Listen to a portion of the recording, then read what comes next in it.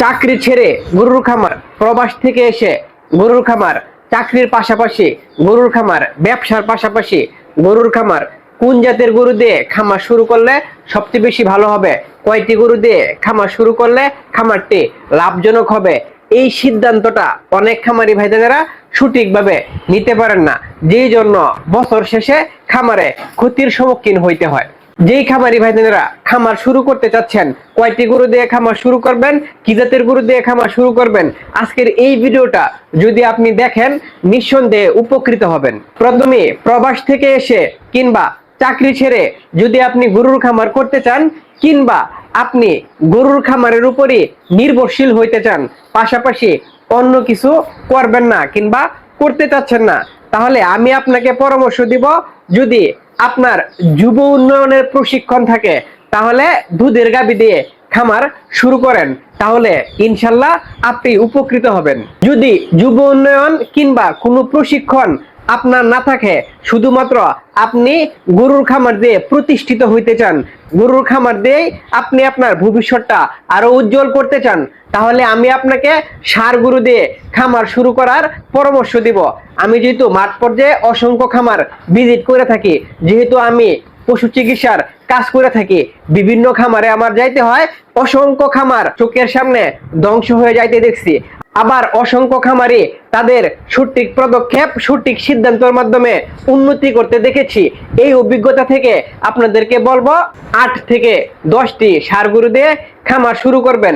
বিশেষ করে ওই সকল ব্যক্তিরাই খামার শুরু করবেন 8 থেকে 10টি গরু দিয়ে, যিনারা খামার থেকেই আপনার সংসারের খরচ, খামার থেকেই আপনি সবকিছু করতে চান।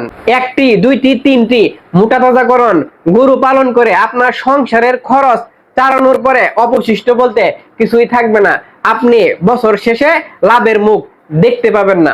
এই কথাটা আমি বেশ ঘাটাঘাটি করে যাচাই করেই আপনাদেরকে বলতেছি। যদি চাকরির পাশাপাশি গরুর খামার করেন কিংবা গরু পালন করতে চান, তাহলে অধিক সংখ্যক গরু দিয়ে খামার শুরু করবেন না, আপনারাও 2টা টাইপে খামার শুরু করতে পারেন। চাকরির পাশাপাশি দেশি টাইপের গাভী দিয়ে খামার শুরু করতে পারেন, এখান থেকে বাচ্চা উৎপাদন করতে পারেন। দুধ যেটা হবে সেটা বাছুর খেয়ে ফেলবে, অবশিষ্ট অল্প পরিমাণে যে দুধটা থাকবে সেই দুধ দিয়ে গরুর খরচ চলে যাবে, কারণ দেশি গাভীর এত বেশি খরচ হয় না। বছর শেষে বাছুরটা আপনার লাভের মধ্যে থাইকা যাবে। আপনি 2টি গাভী দিয়ে দুই শুরু করেন, তাহলে বছর শেষে 4টি হয়ে যাবে, 2 বছর ঘুরে আসলে 6টি হয়ে যাবে ইনশাল্লাহ।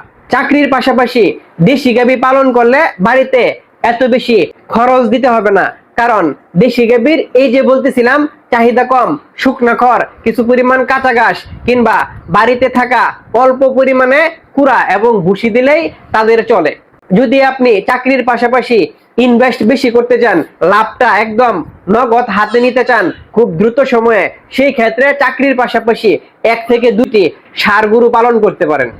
আমি আপনাদেরকে আমার ক্ষুদ্র অভিজ্ঞতা থেকে বলবো, চাকরির পাশাপাশি 1 থেকে 2টি গরু পালন করা সম্ভব। একাধিক গরু যদি পালন করতে চান, সেই ক্ষেত্রে হয়তো আপনার চাকরি ছাড়তে হবে, নয়তো আপনার গরুর খামার ছাড়তে হবে। ব্যবসা কিংবা বাণিজ্যের পাশাপাশি বাড়িতে থেকে কয়টি গরু পালন করলে সবচেয়ে বেশি ভালো হবে, কি জাতের গরু পালন করলে বেশি লাভবান হওয়া সম্ভব, প্রিয় খামারি ভাইদেরা, এই বিষয়টা নির্ভর করে আপনি কোন টাইপের বিজনেস করেন কিংবা আপনি কতক্ষণ সময় বিজনেসের পাশাপাশি খামারে দিতে পারেন, তার উপরে নির্ভর করে আপনাকে সঠিক সিদ্ধান্ত নিতে হবে। আমার বাস্তব অভিজ্ঞতায় অনেক মাঝারি ধরনের ব্যবসায়িক ভাইদেরকে ব্যবসার পাশাপাশি দুধের খামার করে লাভবান হইতে দেখেছি।